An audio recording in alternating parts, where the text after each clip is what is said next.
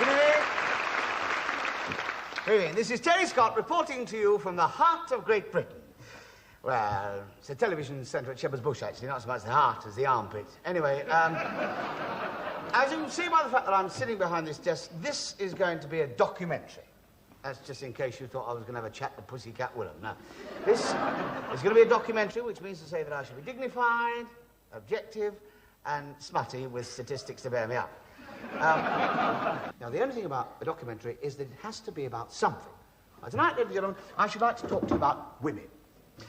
Now, most of you have seen a woman before.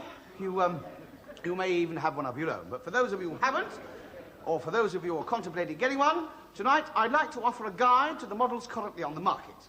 Not so much a matter of this month's which, but who. How? Well, that's up to yourself, of course.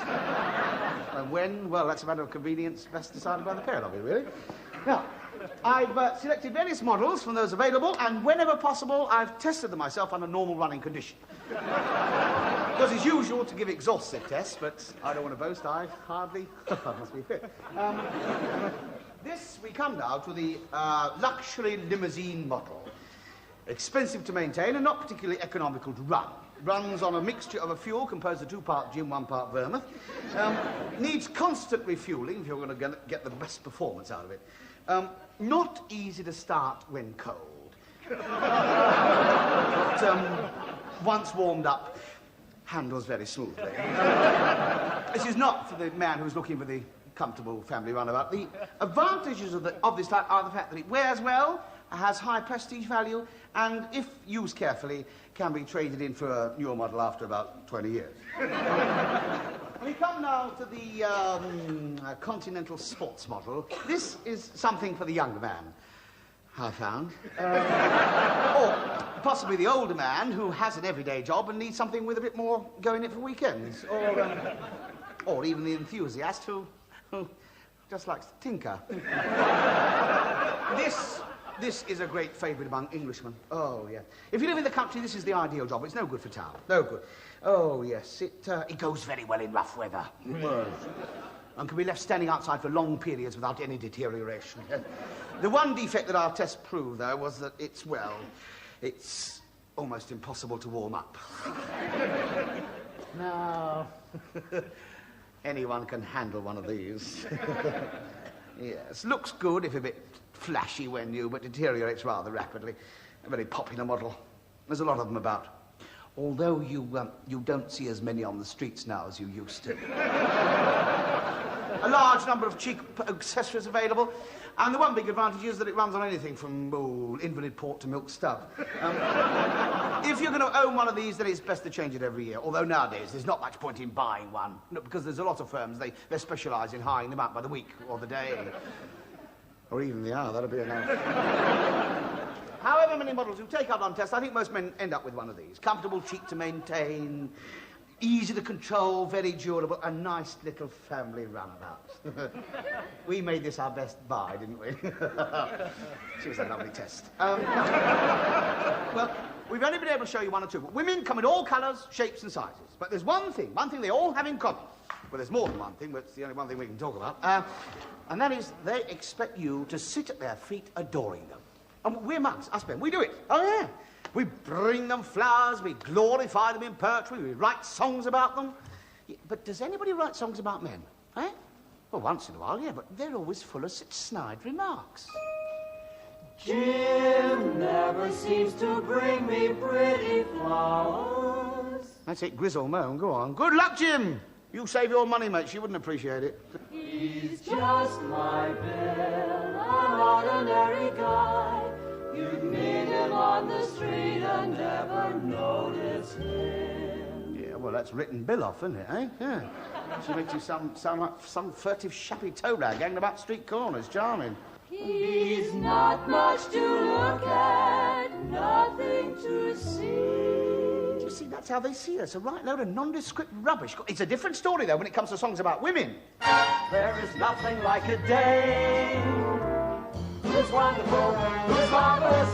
Miss Annabelle Lee. I mean, it's dead unfair, isn't it? I mean, why not, who's wonderful, who's marvellous, it's Reginald Pubes, eh? Why stop there? I mean, there could be a million marvellous songs about men. Orchestra, please.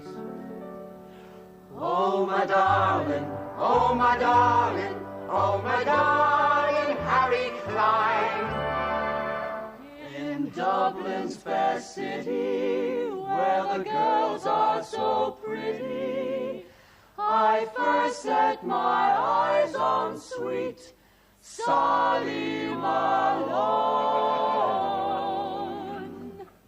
Sally, Sally, don't ever wonder On Dermot Kelly's doors, down the Paradise Road,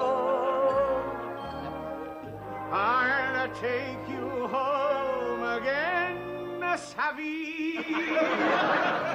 once in love with Eamon, always in love with Eamon. Guy's name who's got the shade on sweet Georgie Brown. Tulip feet, but oh, so sweet is sweet Georgie Brown. Every little breeze seems to whisper blue airs. All together, please. There's an old mill by the stream, Carlton Green, sweet Carlton Green. Arthur, rambling rose of the wildwood. Arthur, with your fragrance divine. So come to the garden, Claude. I am here by the gate alone. I am here by the gate with the pretty little Jimmy Edwards of Paddington.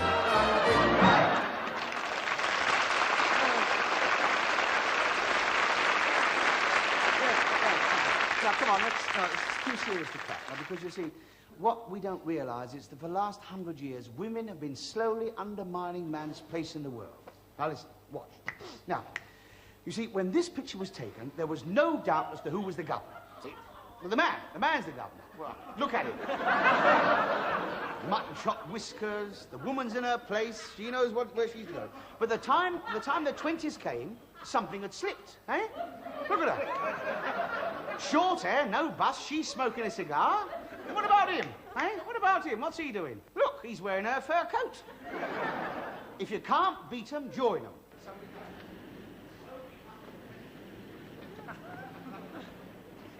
George! Sid!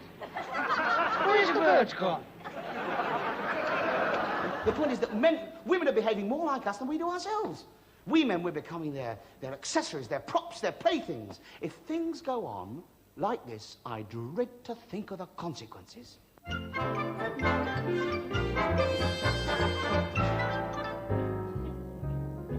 you sure it's all right and everything? Oh, of course it's all right. But a bunny club. Oh, if my Sydney ever knew I was here. Well, he doesn't, so shut up. Now, shall I ask one to join us? I'm going to keep hold of my purse. Come on, live a little. Now, I'll hold one over. I say, Bunny.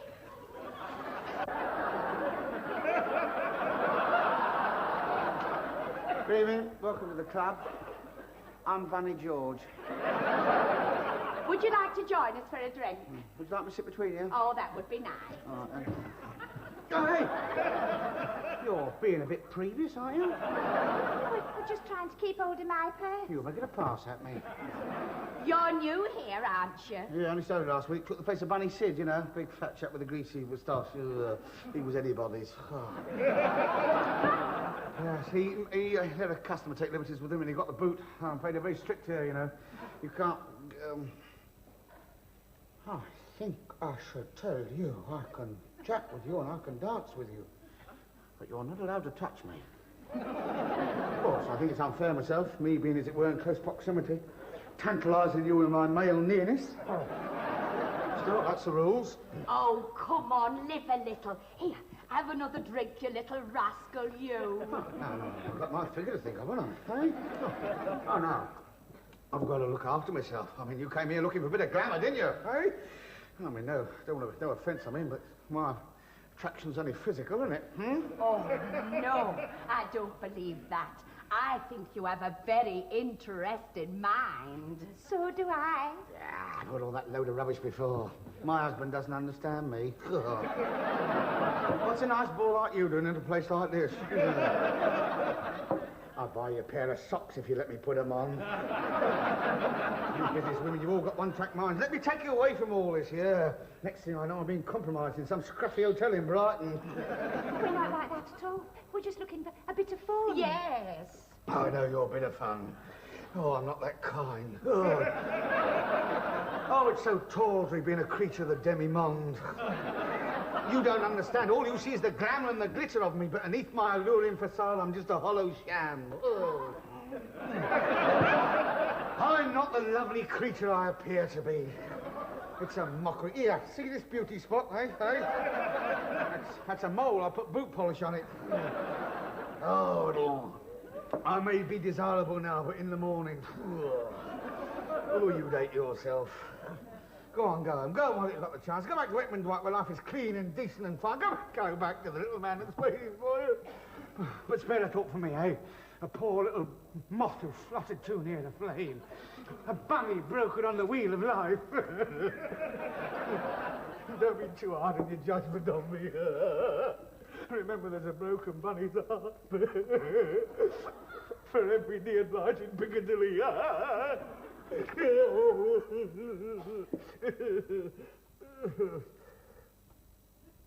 Fine, Bob, it makes you feel so cheap.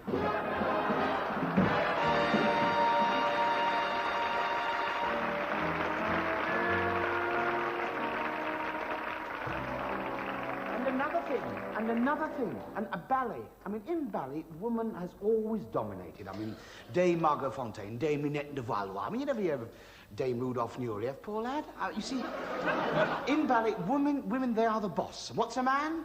He's a ballerina's labourer.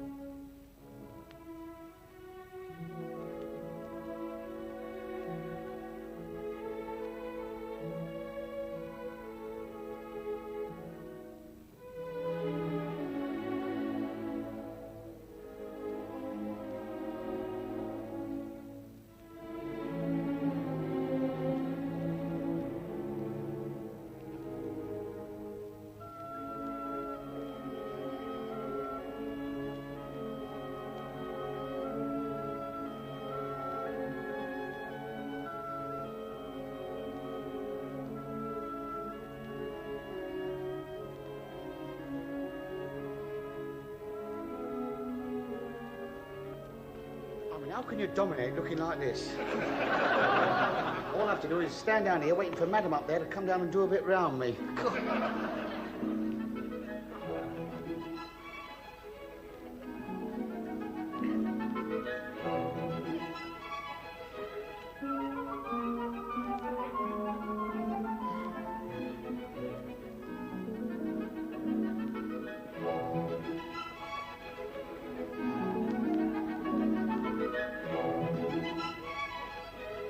Oh dear, here she comes.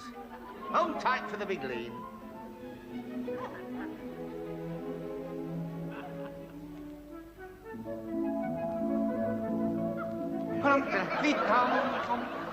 Here we go again. The walking up and down bit. Oh, my feet are killing me. Ouch.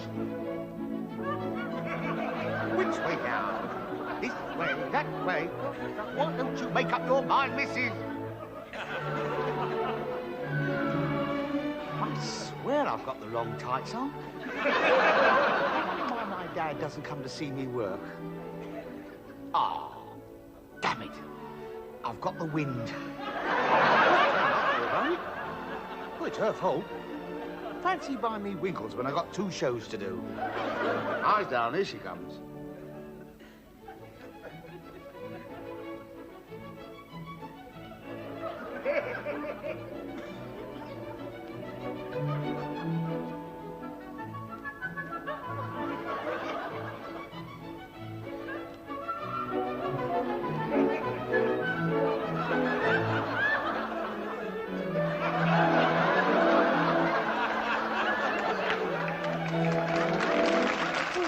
Any more of that. They just don't make good elastic these days.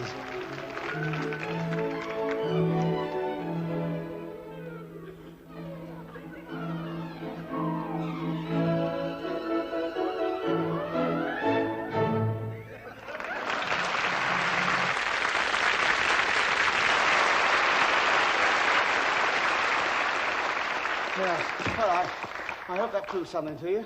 It did to me. I'm too fat to dance. God, dear. Now, what have women contributed to art and literature? Nothing. Sweet Fanny Hill, in fact. We men, we are the thinkers, the artists, the philosophers, aren't we? I mean, whoever heard of Mrs. Socrates, eh?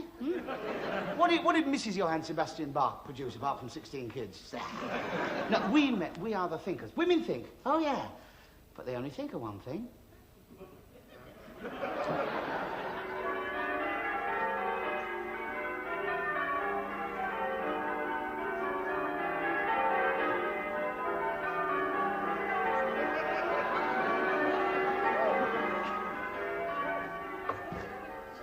Darling, I don't want this to come as a surprise to you.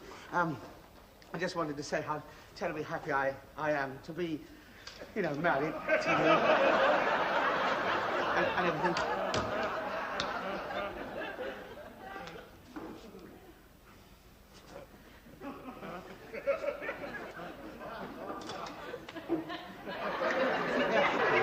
They think they've got something, but they haven't. We've got something. I thought, we've got something, and we're going to have it for the rest of our lives. You see, people don't think. They think that, you know, I have thought of all, and we're going to be able to talk about these things.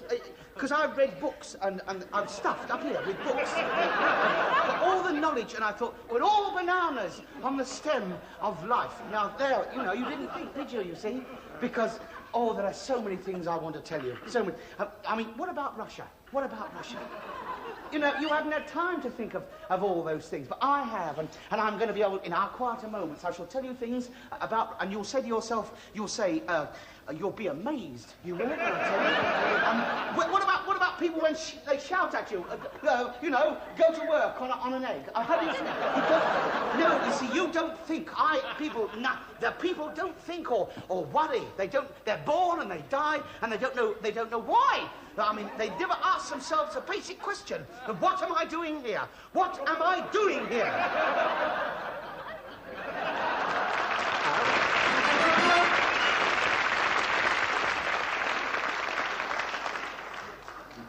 Mothers. Now, there's a thing.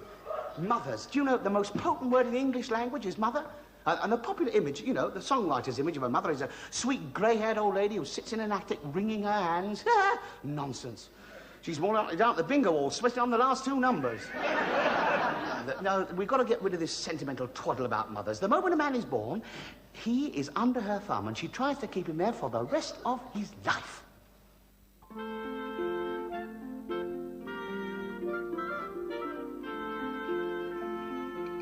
Come along, dear. Come along, darling. Eat up your nice prunes. I don't want them. Oh, they'll make you big and strong.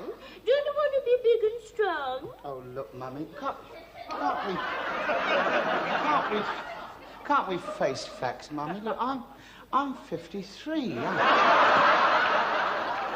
I'm nearly an old man.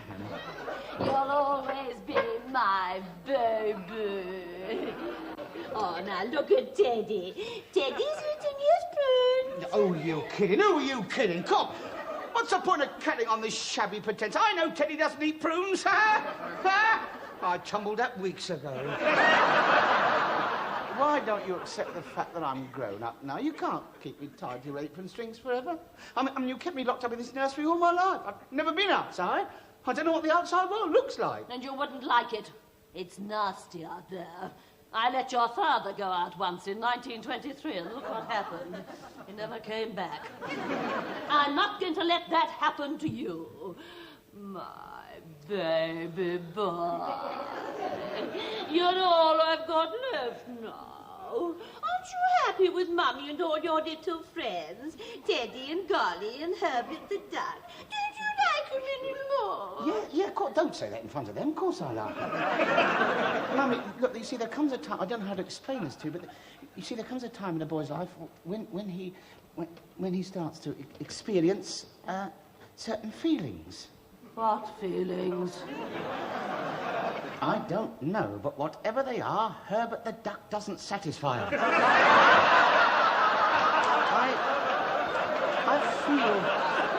I just feel somehow, I feel the need for contact with the opposite.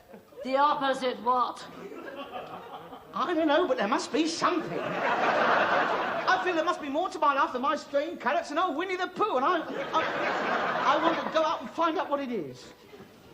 You are not strong enough to go out. Now come along, eat up your prunes, or the bogeyman will come. I wish he would, at least he'd be a bit of company. Oh, Mummy, I'm sorry, I've had enough. I'm going, I'm going to leave you. You can't leave me. I won't let you. Well, you can't stop. Get out of it. Shut up. What's the point? All my life you've dominated me. You've held me back. You've not let me develop. I could have done something. I could have been something. Who knows what I could have achieved? I could have driven a puff-puff. Yeah, or become big and fat and important, like Mr. Bun the baker in Happy Families. It's too late for that. It's too late to change. It's not too late. I've made up my mind.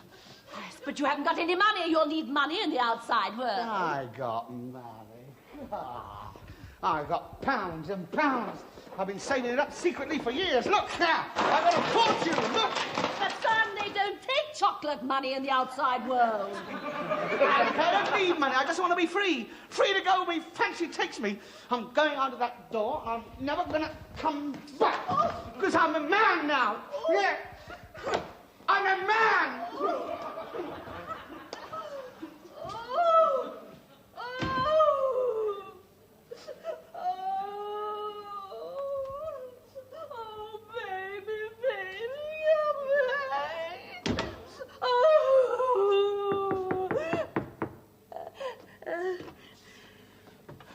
Mummy, could you see me across the road, please?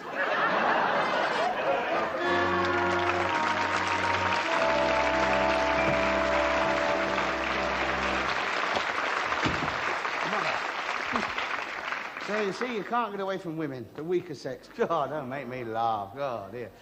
You know, it's no coincidence that all the great forces of nature, the unstoppable forces of nature, are named after women. Hurricane Dora, Hurricane Ida. I mean, they didn't call that wind, they called it Maria, didn't they? Not Charlie or Fred. No. The rule seems to be, if you can't control it and it's liable to turn out catastrophic, give it a female name. I mean, Mother Nature, Lady Luck, Auntie BBC. Now, the only thing a man can do in this present day and age is to retreat into the world of fantasy, where every man becomes his own James Bond. Where there's money, power, and pussy galore.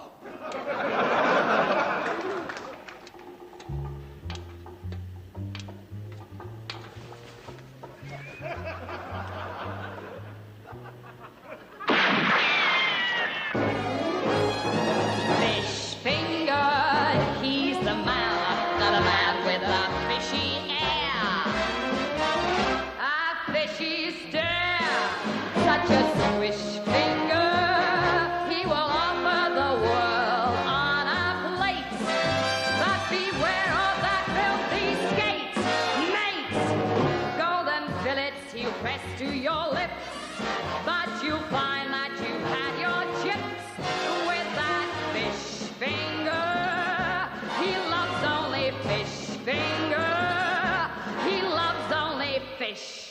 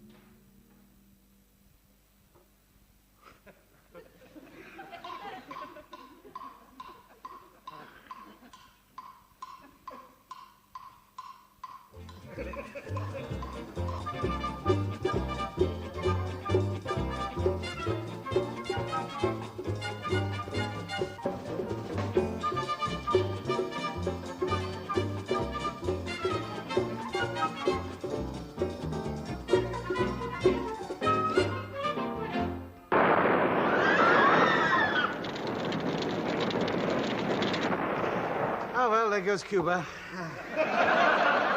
Pedro. The usual, Pedro, will you? Vodka and martini. And remember, the glass should be chilled to exactly 23 degrees Fahrenheit, not centigrade. The taste of lemon should be insinuated but not nominal. Use grain vodka, not potato. As to the vermouth, it should be Cresta Godolpho, which is produced only in Lima, Peru, from an old Inca recipe. The cocktail stick should be of natural pine, from the boundless forests of eastern New Guinea, hand-turned, pointed at one end and not the other. The cocktail should be carefully stirred, not shaken, and the whole should be served in a nest of crushed ice. Have you got that? Good. Oh, and I'll have a pork pie. My mission was completed. M would be pleased. I relaxed. A smile of satisfaction creased my lean, tanned, weather-beaten, cruel, yet sensual face. I fingered the angry white scar that ran down my cheek, looked about on my chin, crept across my upper lip, and scampered up my nose. I took out my pig-iron cigarette case and selected an oxidized cigarette, specially welded for me by a little blacksmith in Jermyn Street. Mr. Bond, I must see you tonight. It's urgent. I appraised her coolly. Her dress was of rampant leopard skin, simple and yet with that touch of chic that only Bordello of Paris could have achieved. At her throat was a collar of diamonds, which served to accentuate the jutting swell of her bosom. Her shoes of unborn chipmunk were quite obviously made for her by Frisch of Innsbruck. I took all this in one glance. Hello, I thought. Euclid Jim. Crumpet. Shall we say your bedroom in 5 minutes? Okay, if I'm not there, start without me.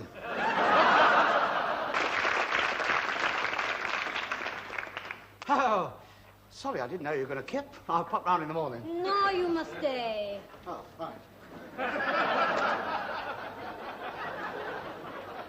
I have something important to tell you. It cannot wait. Those thugs who attacked you in the bar, they're all in the pay of Fish Finger. Did you say Fish Finger? Yes, the most evil man alive. He will stop at nothing in his plan to dominate the world. Tell me about him. But first... I moved towards her. She looked at me hungrily. I looked at her hungrily. We looked at each other hungrily. Would you like some poached eggs and cocoa before we start? She was playing for time, a dangerous game. My pulses started to race. The blood pumped dizzily through my veins and my corns started to throb. I took her in my bronze, sinewy arms and pressed her against me hard. She spoke, her voice little more than a whisper. Here, you wearing the coat it. I'm sorry, darling. It's my shoulder holster. Suddenly, I saw a shadow on the wall. I thought, hello, it's either Alfred Hitchcock or I'm in dead stroke. Then something hit me. Oh, and I went headfirst down the slope into oblivion.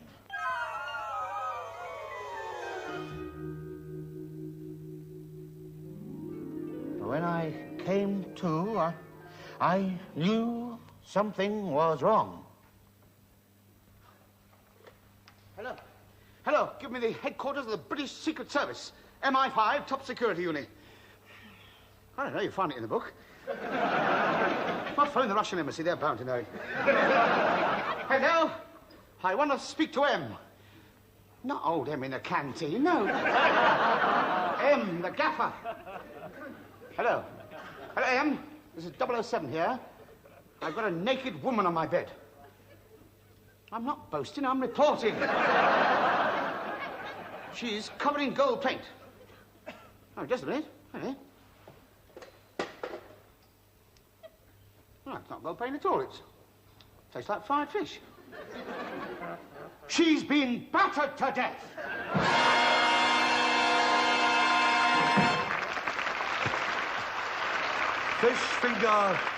Fishfinger always does that to his victims. It's just his whim. He's utterly ruthless.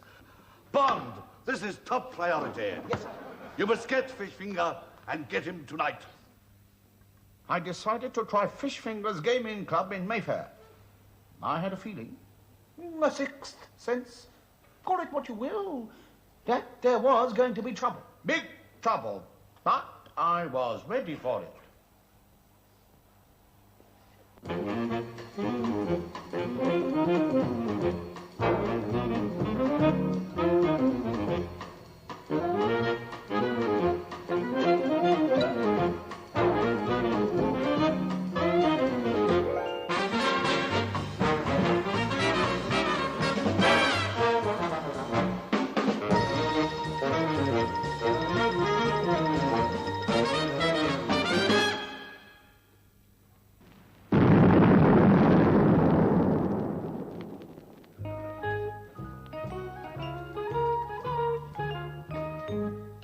Good evening, Mr. Bond. It was Fishfinger. I recognized his theme song immediately. Was this the ugly arch-fiend, the insane mastermind whose very name was a synonym for evil and corruption, surrounded by his foul cohorts? As if in answer to my unspoken thoughts, he said, Yes, I am that ugly archfiend, that insane mastermind whose very name is a synonym for evil and corruption. By the way, have you met my foul cohorts, Lou and Leslie cohort? No, I don't think I've had the pleasure. Shall we say £1,000 a hand? As you wish. Well, Mr. Bond? I'll raise you 500. For cohort 1, call in Fishfinger. Are you receiving me? Over. I'm receiving you loud and clear, strength 5. What has he got in his hand? Over.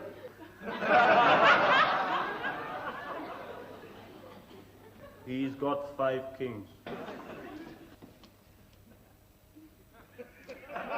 It was diabolic. It was as if he knew every card I held in my hand. How was he doing it? No hard feelings, Mr. Bond. Would you...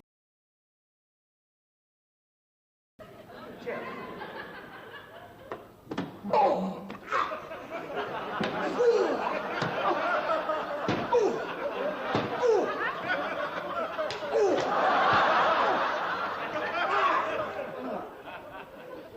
So far, my plan was working very well.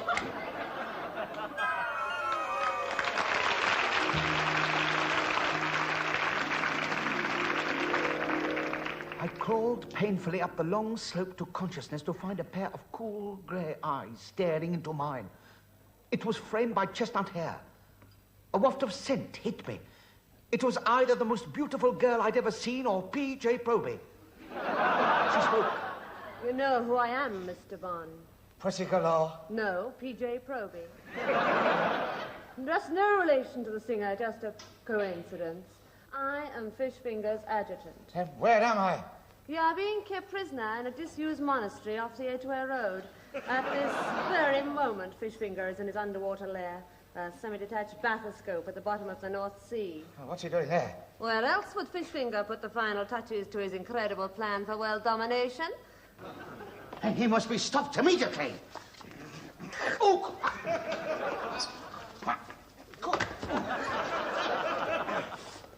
Oh!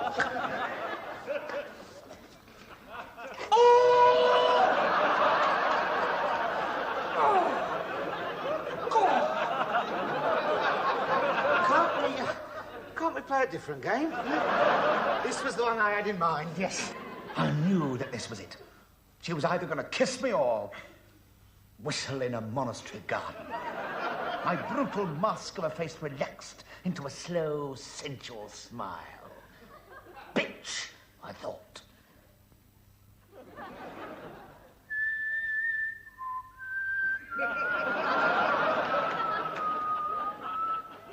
I suppose you think that's funny. I pulled her down roughly towards me. My mouth searched for hers and found it just under her nose, exactly where I'd suspected it would be all along. She was mine. I knew she would do anything I asked her. Would you give us a scratch? It's just at the top. It will kindly be through the well to Fishfinger. And he's underwater there. In his underwater lair. At the bottom, of the North Sea. Oh, there's always something, isn't there? Give us a quick scratch.